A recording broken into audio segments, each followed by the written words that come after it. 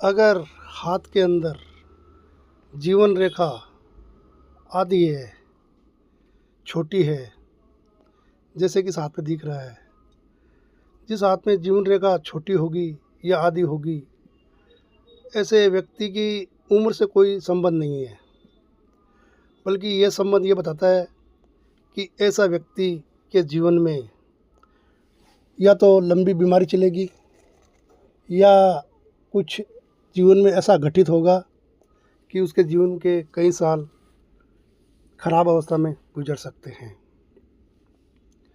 दूसरा, जीवन रेखा को इतना बड़ा होना चाहिए, पूरी जीवन रेखा होती है हाथ में तो इसको अच्छा माना गया है। और जीवन रेखा के अंदर एक रेखा और हो, ऐसी सपोर्ट रेखा, तो इसको तो और भी अधिक शुभ माना गया है। ये जो जीवन रेखा के अंदर एक रेखा होती है, इसको मंगल रेखा भी कहते हैं। और जीवन में जो भी कठिनाई आती है छोटी मोटी, उससे ये सपोर्ट करती है, हमारी रक्षा करती है।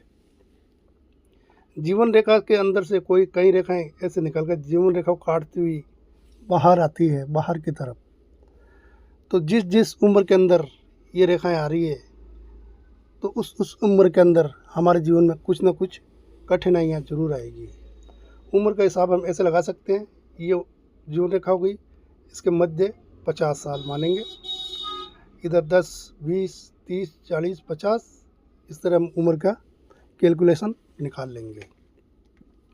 और जीवन रेखा एकदम साफ सुथरी है, जीवन रेखा में कहीं भी किसी तरह की आड़ी लाइन नहीं काट रही है, तो ऐसे व्यक्ति का जीवन बहुत ही शानदार रहता है और उसको हर तरह के जीवन में सुख मिलते हैं। और इसी तरह हृदय रेखा है। हृदय रेखा अगर यहाँ आकर तर्जनी उंगली के नीचे समाप्त होती है, तो ऐसी रेखा को सबसे शुभ माना गया है। और कई व्यक्तियों को देखते हैं कि ये जो मध्यमा उंगली है, इसके नीचे ये हृदय रेखा के समाप्त हो जाती है यहाँ पर। तो जब हृदय रेखा यहाँ पे समाप्त होती है, तो ऐसा व्यक्ति पैसे के बारे में बड़ा चाव रखता है, और यह इस तरह कह सकते हैं कि ये रिश्ते भी पैसे की वजह से बनाता है, संबंध भी पैसे देखकर बनाता है। और तीसरी जो महत्वपूर्ण रेखा हाथ के अंदर है, वो है हृदय रेखा।